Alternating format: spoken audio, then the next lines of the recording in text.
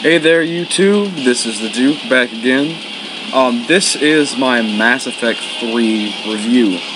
Now, I know what you're thinking, Mass Effect 3, the ending is being talked about constantly. Whether you know or you not know, I'm not going to say it on this video. I'm not one for spoilers. I hate when people spoil things for me. So, I'm just going to give you the basic review. Now, Mass Effect, to me, it deserves a 9 out of 10. Now, 9 out of 10, it is because of the ending, but honestly, it's not that bad, people.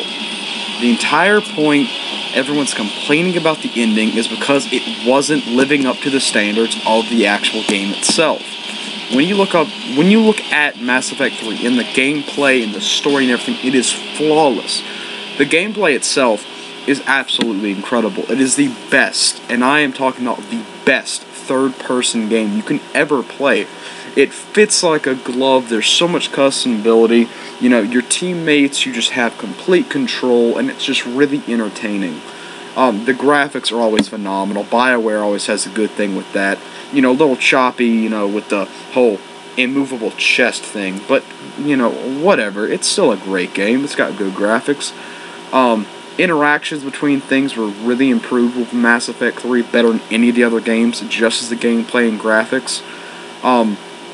The relationships are better and worse at the same time. To me, the way people would talk, it was a bit more realistic. There wasn't as much of it in this game. It was a bit shorter.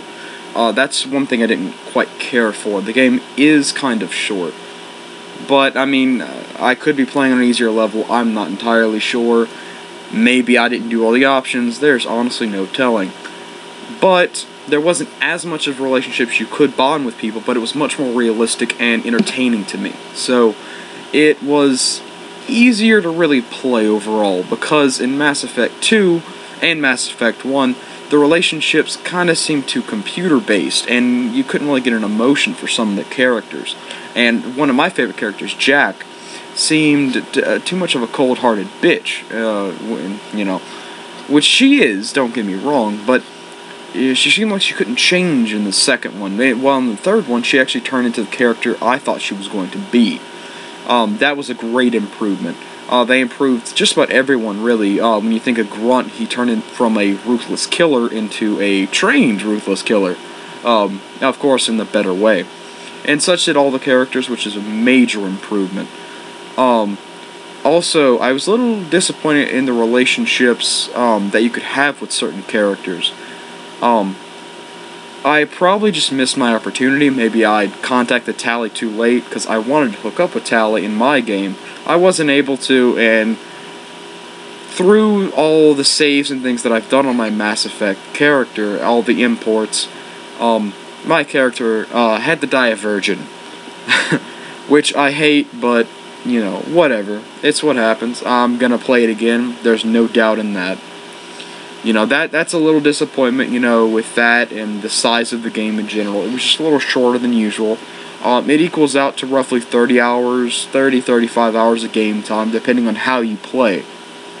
With me, if I played it a second time, I could probably cut that down to roughly 20-25. Little disappointing, yeah, but if you're the kind of gamer where you're like me and you like to redo things constantly, it's not that big of a disappointment. It's still entertaining. It's still a great game.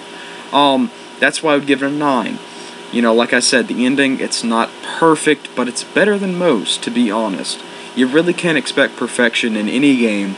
That's why I'm giving it a 9 out of 10. Hope you enjoyed the review. If you have any questions or comments, please let me know. And I hope to be seeing you again. Alright, chill, YouTube.